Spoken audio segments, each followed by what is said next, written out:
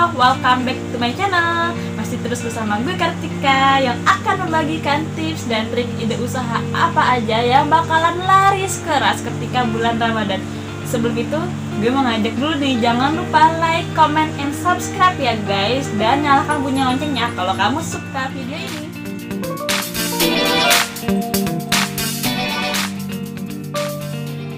Yang pertama yaitu usaha jualan takjil. Nah, kenapa sih jualan takjil menjadi usaha yang pertama? Karena setiap orang itu pasti butuh yang namanya makan. Betul? Nah, kalau misalnya usaha takjil ini akan menjadi buruan walaupun sebanyak apapun pesaingnya. Percaya sama gue, sebanyak apapun pesaing usaha takjil, tapi semua orang membutuhkan takjil. Jadi usaha takjil adalah usaha nomor satu yang paling sangat dibutuhkan ketika bulan. Yang kedua yaitu membuka jasa catering. Di sini banyak banget wanita karir atau orang-orang bekerja, pegawai kantoran yang nggak sempet yang namanya nyari makan untuk berbuka ataupun sahur. Nah, terutama sahur ya. Jadi yang gue lakuin tahun kemarin itu, gue nyebar brosur-brosur ke kantoran, ke orang-orang kantor, ke perusahaan-perusahaan, dan juga gue nyebar brosur ke komplek-komplek yang bener-bener itu pangsanya orang-orang pegawai semua. Dan gue memberikan harga yang nggak terlalu mahal tapi dijamin higienis banget.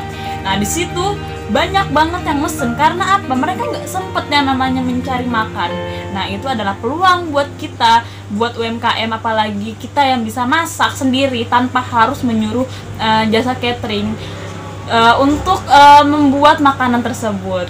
Jadi usaha yang kedua ini, jasa catering, sangat menguntungkan karena di situ kita bisa memberikan list selama sebulan menu apa aja yang akan kita buat hari itu saja, dan nanti orang itu akan WA kita atau misalnya dia menghubungi kita, oh saya mau mesen yang menu ini, yang menu itu dengan harga segini gitu. Jadi pembayarannya bisa di awal ataupun kita menawarkan pembayaran di akhir.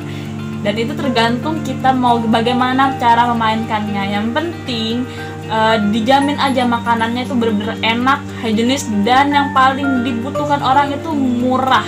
Karena yang ketiga, nah usaha yang ketiga yaitu untuk kue kering dan macam-macam kue toplesan.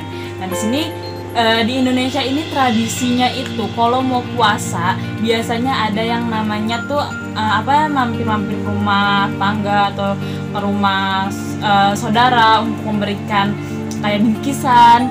Terus juga setelah puasa juga kayak ada mudik. Nah, itu tuh biasanya tuh sangat membutuhkan kue-kue. Nah, di sini kita lihat peluangnya ini sangat besar karena setiap rumah pasti membutuhkan kue lebaran. Nah, kita sebagai UMKM harus mencari kue lebaran yang enak tapi nggak terlalu mahal. Jadi di situ kita bisa membuat brosur-brosur untuk apa aja sih katalog-katalog kue-kue kita. Terus setelah itu nanti juga kita sebar-sebar ke tetangga, kita list siapa aja yang mesen, kita close order misalnya di pertengahan puasa, udah ditutup aja gitu. Dan kita paling penting itu membuat tester, karena tester ini kalau dari saran gue tuh sangat banget berfungsi buat percobaan rasa, enak gak sih nih kue gitu. Jadi biasanya tuh kalau misalnya gue masarinnya itu tuh kayak sebelum puasa, dan rasanya itu mereka bisa nyobain. Setelah itu kita pakai sistem reseller juga. Nah, biasanya tuh gue tuh kayak ke pabrik-pabrik, terus misalnya satu orang nih siapa gitu, misalnya resellerin ini, terus kasih tester, kasih harga lebih murah daripada harga gue jual. Misalnya biasanya gue tuh jual tuh 45.000, terus gue jual ke dia misalnya 35 atau 40.000. Nanti terserah dia mau ngambil uang berapa buat keuntungannya. Nah, dari situ dari reseller itu biasanya kita bakalan bisa kebanjiran order. Yang penting rasa enak, harga murah. Tips yang keempat yaitu menjadi dropshipper atau buka toko online. Nah, kenapa menjadi toko online ini akan menjadi peluang yang sangat besar dan dicari orang. Walaupun nanti bakalan banyak pesaing atau toko online baru, tapi yakin karena toko online itu bakalan dibutuhkan orang. orang itu pasti males banget berjubel-jubelan. Contohnya gue nih, males banget berjubel-jubelan di pasar. Tapi dengan adanya toko online itu memudahkan kita untuk mencari barang dengan harga yang nggak bakalan bisa dibohongi, tapi kualitas bagus. Nah, di sini buat kalian yang nggak punya modal banyak buat buka toko online, bisa dengan cara menjadi dropshipper, yaitu bisa melalui Tokopedia, marketplace-nya, atau Shopee, atau Lazada, atau Bukalapak, atau apapun marketplace-nya. Yang penting kita mencari harga yang paling murah dan kualitas bagus. Misalnya kalau misalnya teman-teman gue itu kan kebanyakan perempuan. Nah, gue tuh lebih suka jualan jilbab, terus baju nih kayak ini kan, ini hasil dari marketplace gue nih. Nah, misalnya dengan harga outer ini biasanya di pasar itu 45.000, tapi gue mencari harga yang 20.000 di toko online. Dengan itu gue jual 35.000, otomatis harganya berbanding 5.000 di pasar. Otomatis orang bakalan lebih milih ke kita daripada ke yang lain. Nah, itu akan menjadi satu pesaing yang akan dicari. Nah, gue tuh biasanya kalau misalnya mau nyari kayak harga-harga yang paling murah itu emang butuh waktu yang lama, tapi kalau udah ada itu bakalan menjadi keuntungan kita sendiri. Karena dengan buka toko online, gue yakin itu bakalan bisa menghasilkan pundi-pundi rupiah yang sangat banyak. Setiap orang itu butuh yang namanya baju baru ketika lebaran, butuh yang namanya alat sholat baru, mukena baru, jilbab baru, atau bahkan orang itu bisa beli satu baju lebaran tapi bisa lebih dari 3 jilbab baru. Nah, maka dari situ fungsinya dari toko online itu adalah mencari harga yang paling murah dan kualitas bagus, tapi nggak bakalan usaha. Yang kelima yaitu membuka jasa rental mobil, karena setiap orang itu pasti sangat membutuhkan mudik.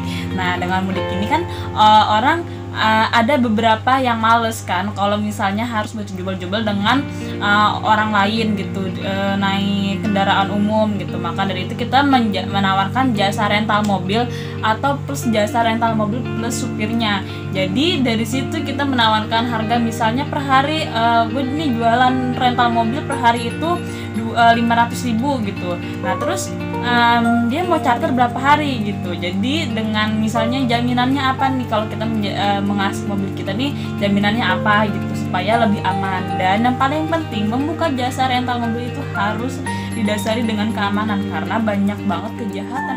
Nah, usaha ini yaitu penjualan tiket dan juga jasa travel, karena setiap orang mudik itu butuh yang namanya liburan ya kan.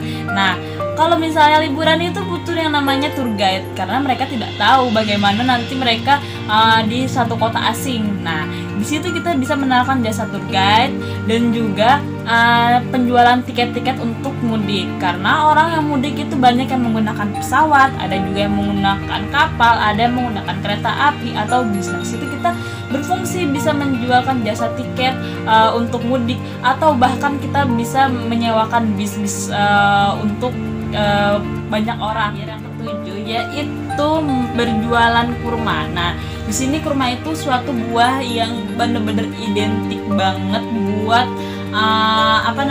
ketika bulan Ramadan.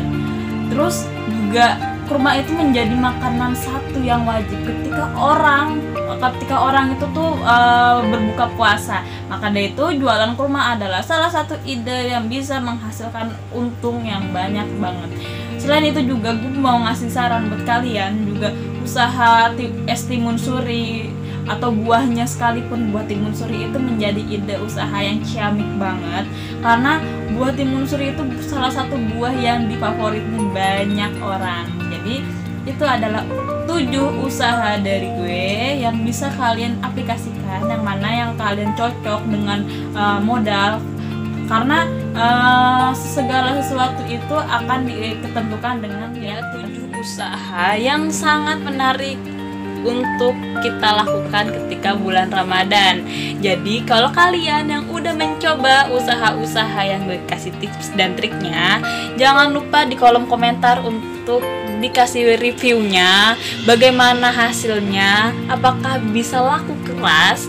Karena gue yakin usaha yang paling benar itu bukan usaha yang dilihat usaha apa nih yang paling banyak dilakukan, tapi usaha itu adalah dilakukan dengan niat dan ikhlas, karena niat paling penting di antara semuanya, bahkan modal sekalipun.